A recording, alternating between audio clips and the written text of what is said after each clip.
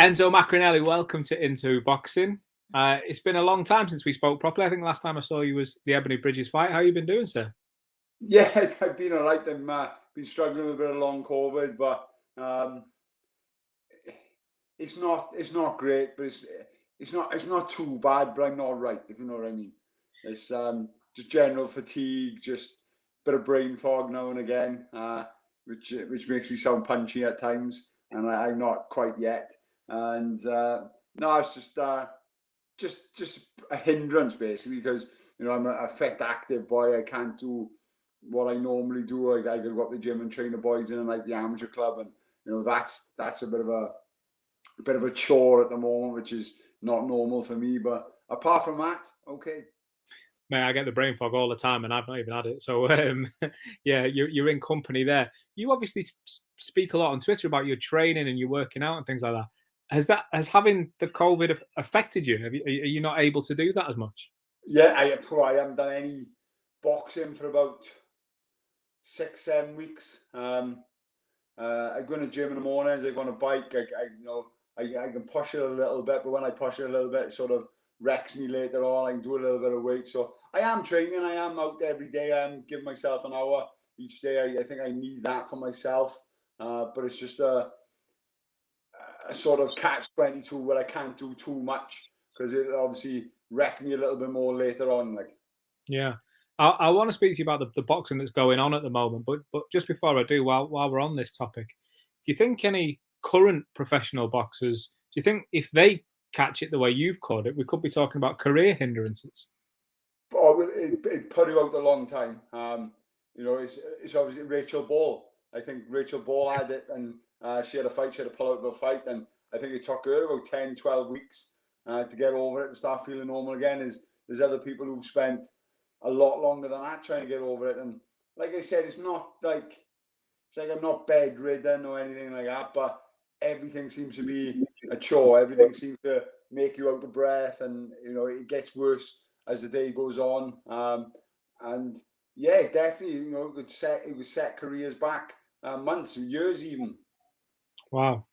Obviously, Conor Ben had it, and he fought on that card that we saw you over in Leeds. And you just hope someone, as young as him with the career potential that he has in front of him, you hope it doesn't go on and affect someone like that, really.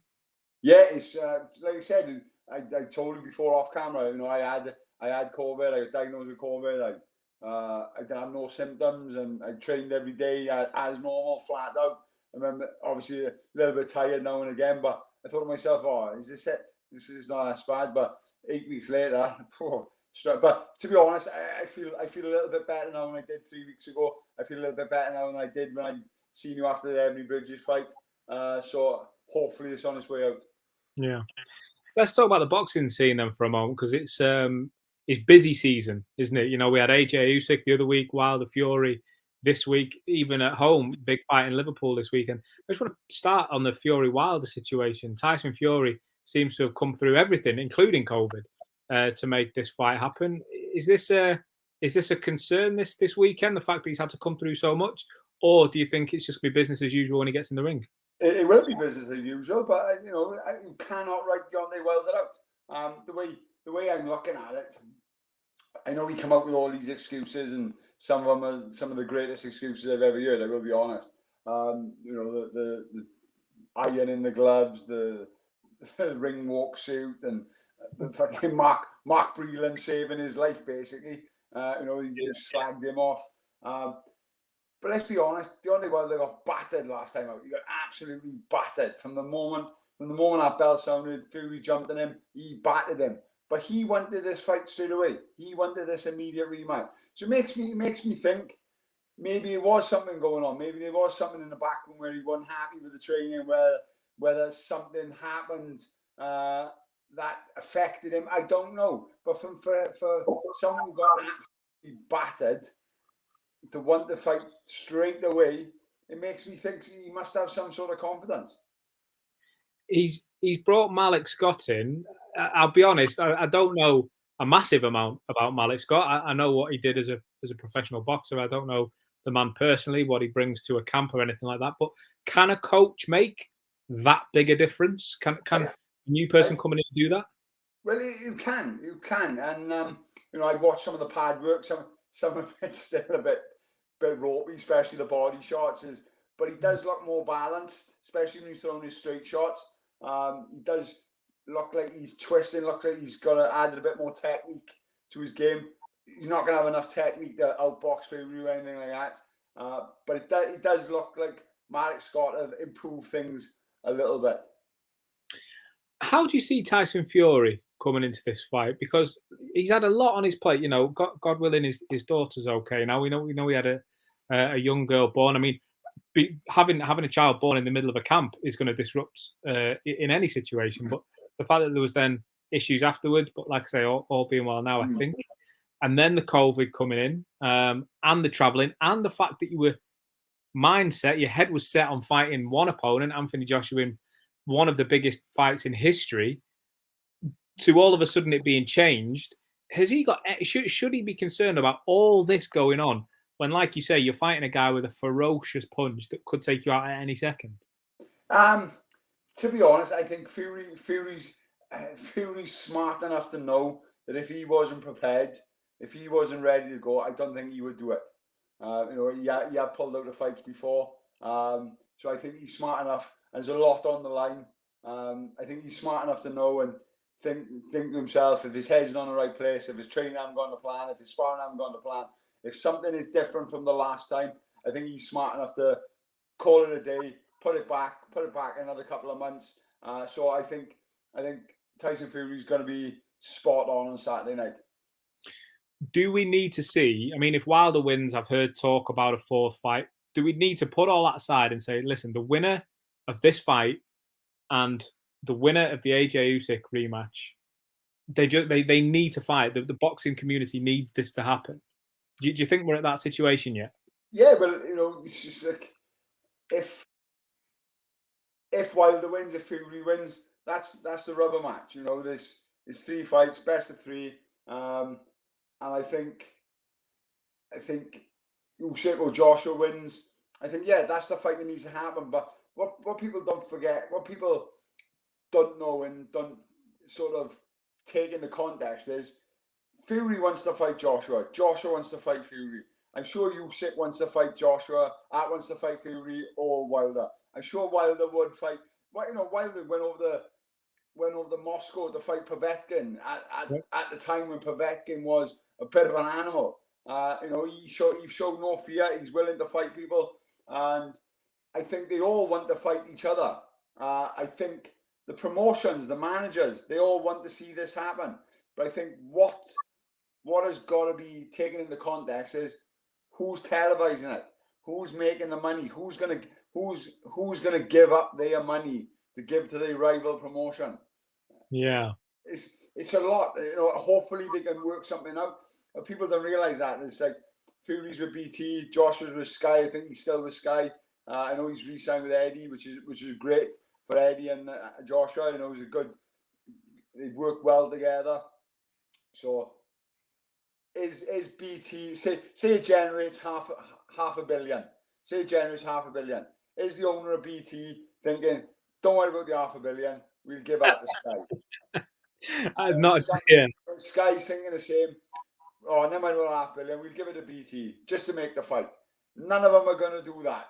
So I think the biggest thing that need to be sorted out is the TV rights. Who gets what? Who gets the money? And I think they all want to fight each other.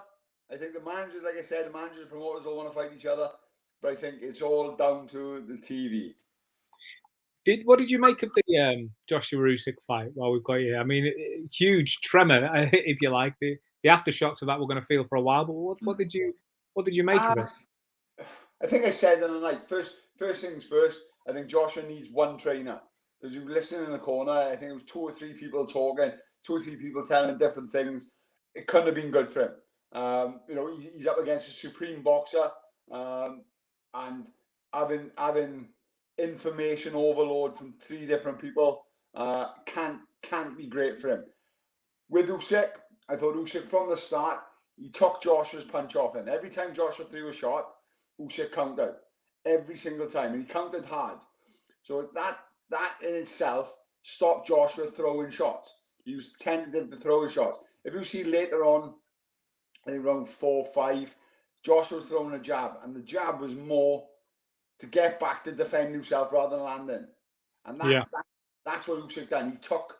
He took his confidence off him and throwing shots. Every time he threw a shot, he got tagged. When Joshua did have a good round, and I mean he did have a really good round, you think, oh, you know, the tide is turning, the fight is changing, Joshua's getting in.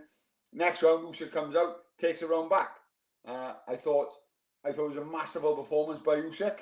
I thought Joshua had the wrong tactics, or he might have had the right tactics, but with Usyk boxing the way he did and taking his shots off him, made him tentative to throw shots. So on the night, the better man wins, or the better man did win. I mean, maybe this is asking a silly question, maybe it's putting it too obviously, but can Joshua reclaim it in the rematch? Can he work on that and get the win? I think he can. If I'm a betting man, I'm not a betting man, but if I was a betting man, I'd put my money on Usyk again. I think certain fighters have styles that would beat other fighters, but I wouldn't write Joshua off. And even if Usyk does win, I think it's going to be a lot closer than it was last time. I think Joshua's going to come in a little bit heavier, be a little bit more aggressive. I don't know whether, like I said, the plan might have been taken off him, but it looked like to me the plan was to try and show people he can box and outbox a boxer, which everyone knew, or everyone said Usyk was going to outbox Joshua. So I think Joshua's mind, he might have thought to himself, I'm going to show people now I can box. And for me, that was the wrong way. I think he needs to hit him hard, hit him early, and make Usyk tentative of coming in. You know, Joshua's got a longer range, he's got a longer reach. Usyk's got to get inside that reach to get the shots off. If Joshua can time him and time the speed and time the movement as he's coming in, he'll make Usyk tentative of coming in. But it's all ifs, it's all buts. It was a good fight. It was a good show, and I'm sure the second one will be just as good. Another fighter I want to ask you about. I don't want to keep you for too long, Enzo, but another fighter I want to ask you about is. Keep me as long as you like. I'll talk boxing all night. Appreciate that. Another one I'll ask you about is Chris Eubank Jr. And obviously his coach, your old friend, Roy Jones Jr. Gutted for Chris last weekend. The fact that he got himself all ready to go, and then at the last minute, circumstances beyond his control. I mean, the fight's pushed back and moved or whatever. But what do you make of the dynamic of Chris and Roy? And as you know, Roy, what does he bring to the table? Smart. One of the best analysis that I've ever heard. You know, I used to love listening to Roy talking. After we boxed, I spoke to him for quite a while after. We talked loads of different things. He's a great analyst. I didn't think the style suited Chris his first fight with Roy. But you know, that was the first fight together. I was only a few weeks together. I don't think that sort of style suits Chris. I think Chris is. I'm a big fan of Chris Eubank Jr.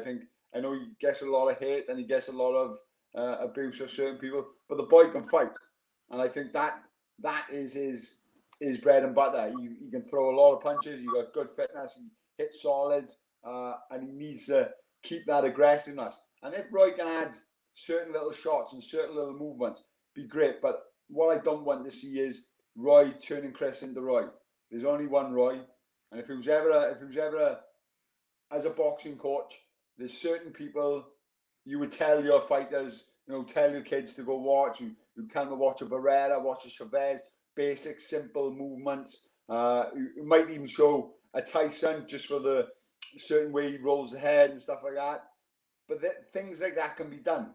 What Roy does, what a Lomachenko does, what a Usyk does, it's hard to copy. It's hard to tell a kid, one of my fighters, go home, watch Lomachenko. I want to see you in the gym, sparring on Monday night, sparring like Lomachenko.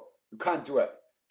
I want to go home, hands down, like Roy, hands behind your back, behind your head, one fast, triple left hooks, quadruple left hooks. Can't do it.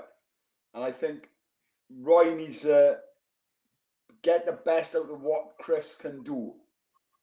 And I don't want to see him change, because when Chris fights, he's excited. He comes to fight. He comes to knock people out. He comes to hurt people. I like that. As a fighter myself, I always like to entertain the crowd. And that get this right. Boxing is an entertainment business. Boxing is an entertainment business, and I want to see Roy add to Chris's style. I don't want to see Roy changing Chris to Roy, if you know what I mean.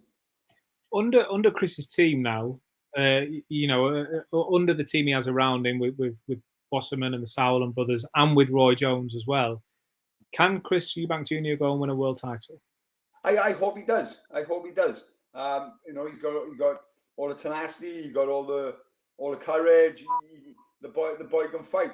And you know, we talk about Wasserman, we talk about Sky as well. We've got the back in the Sky, and let's be honest, Sky is a juggernaut. I didn't think he come across too great the first show, but it's all their first time on their own with a new promoter, with a new Wasserman, with the Ultimate Boxer, or the Boxer is called now. So you know, it's going to be little things they're going to add to it, but they are a juggernaut, and with their backing, I'm sure they can get a champion over. A fight I would love to see, not a world title fight, a fight I would absolutely love to see, Chris Eubank Jr., Liam Williams. And you know what? I thought you were going to say that. When you started to talk down that sentence, I thought you were going to say it. Would you give us an early prediction on, maybe not the winner, because I know it's a hard one to call, but how does that fight go? Like, what kind of fight are we looking at there?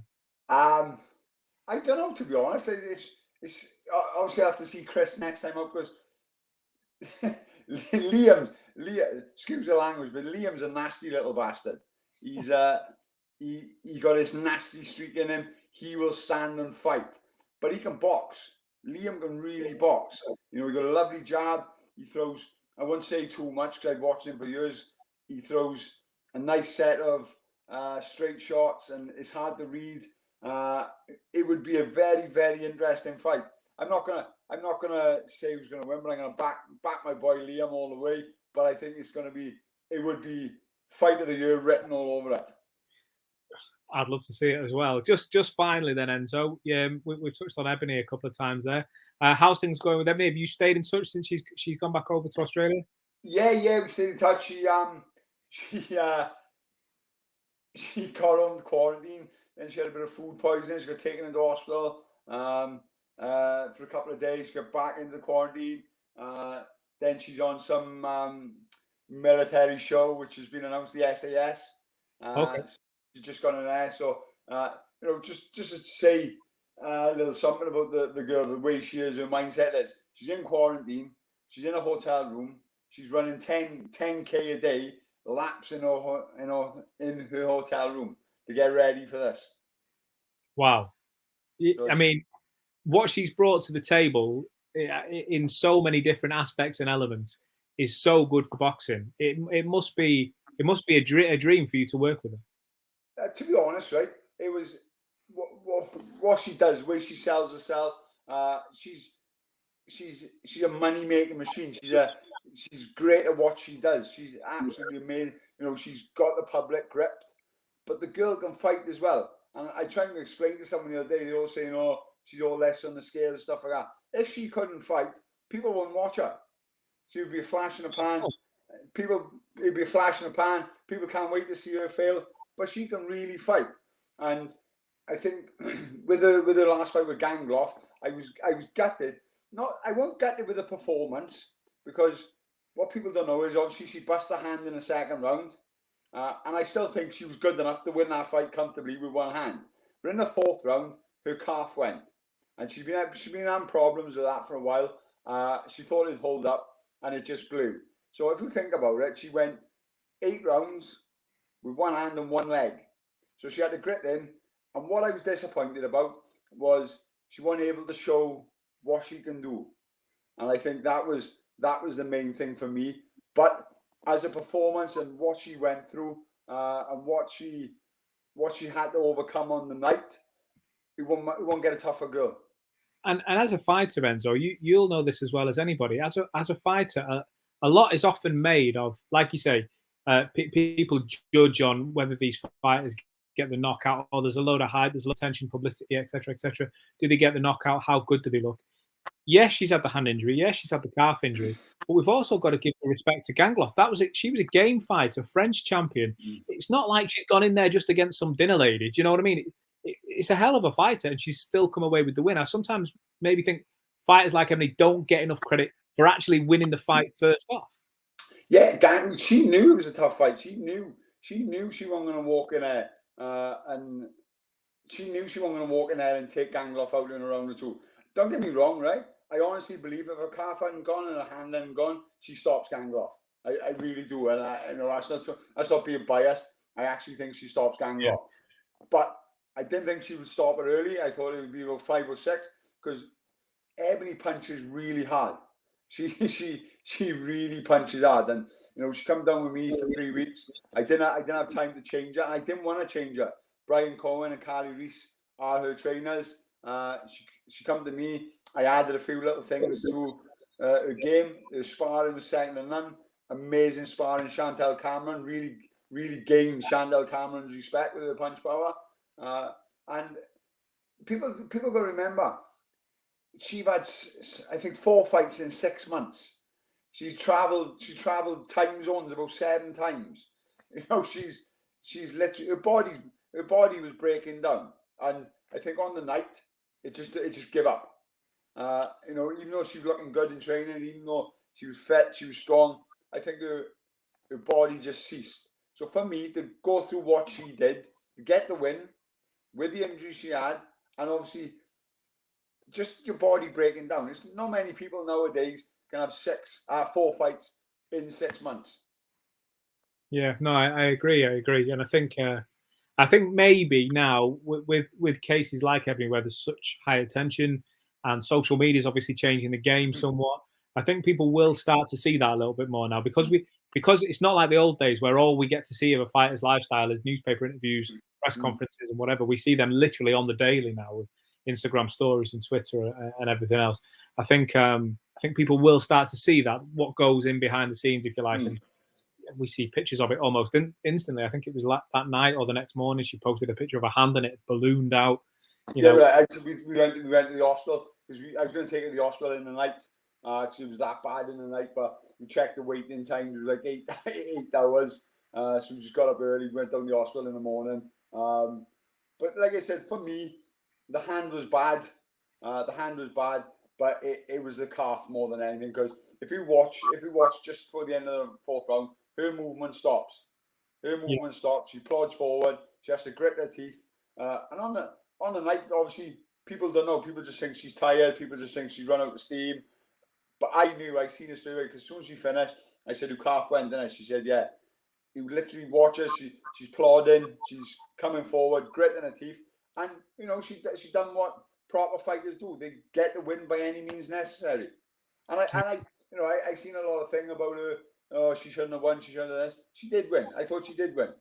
I thought she landed the cleaner shots. I thought Gangloff worked well, but you can't really count shots that are landing on gloves and landing on arms while she's running away. Ebanie forced the fight. She landed a cleaner shot. She dictated the pace of the fight. She dictated where the fight took place. And it's just certain people just can't wait to put her down and put other fighters down. And unfortunately, that's just the way it is. Yeah, I'm inclined to agree. I remember we watched it ringside with some of the other guys in the press section and whatever. And, you know, listen, I'm not going to say Gangloff didn't have some success and didn't have some joy in the fight. But ultimately, if you're saying who won it, then yeah, I think the consensus was Ebanie. Listen, Enzo, I'm going to let you crack on. I really appreciate you spending some time with us today. We'll be back in touch very, very soon. Of course, it's a big fight week. When are we going to see you in the public again? Are you taking some time away just to fully recover? Well, to be honest, mate, I've always had this dream of fighting again. I've kept myself in some great shape, but every time I get myself in some sort of situation where I'm ready to fight, where I've been sparring, and I won't mention who I'm sparring, but it's been quite easy work for me, and I just feel great. Something happens, puts me back. So obviously, I'm at the age now where I can't really take any risks. I can't really do what I did when I was younger, because I probably got half of my fights I went in the ring and I shouldn't have been nowhere near a boxing ring. So I'm not going to do that now. So it looks like that side of things is over. I am a coach. I am coaching youngsters. I'm working a pundit BT on Saturday night for the Brad Foster Jason Cunningham European title fight, which is a great fight. Yeah. So I'll be watching that. I'll watch the Fury fight. I'll come home. I'll watch the Liverpool card down without knowing any of the results, because that's a cracking card as well.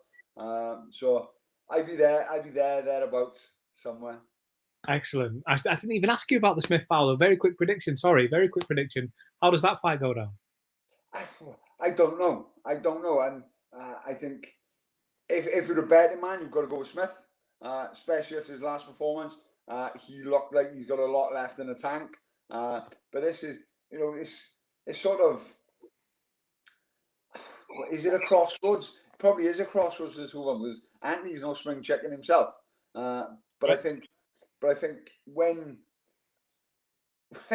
it's a battle of Liverpool, two Scousers fighting in Liverpool, whoever loses can't show their face in the street for a month or two. I've been to a couple of I think it was Paul Smith box someone. I can't remember, years ago. I can't think of the name, but it was a cracking fight. The atmosphere was nothing like it. Nothing like I've ever experienced before. Two Scousers fighting in Liverpool. It was amazing. And if I won working Saturday, I'd probably be up in Liverpool, because it's a good card. Troy Williamson and Cheeseman. That's a terrific fight. It's a couple. Obviously, with me training, helping Ebanie out, I'll be watching Shannon Courtney against Mitchell. Of course. Solomon Dakers, Kamil Sokolovsky. That's sort of. It's as if they've thrown Solomon to the lions from such a inexperienced fighter against fighting Kolowski, who gave David Adley all the trouble he could handle last time out. He did. It's a great card from top to bottom. I think Metcalf Conway, is it Metcalf Conway? Yeah. That's another cracker. Another Charlton is there as well. It's a cracker. So I won't get on social media. I won't look at nothing. I'll watch it when I get home in the morning. Listen, Enzo, it's always a pleasure catching up, mate. I appreciate the time. Like I say, good half hour there. I was thinking we'll only borrow you for 10 minutes, but listen, enjoy all the cards this weekend. Enjoy BT Sport and Fury and everything else. And like I say, hopefully we'll catch up really soon. Top man, cheers, Chris. Appreciate it, mate. Damn it.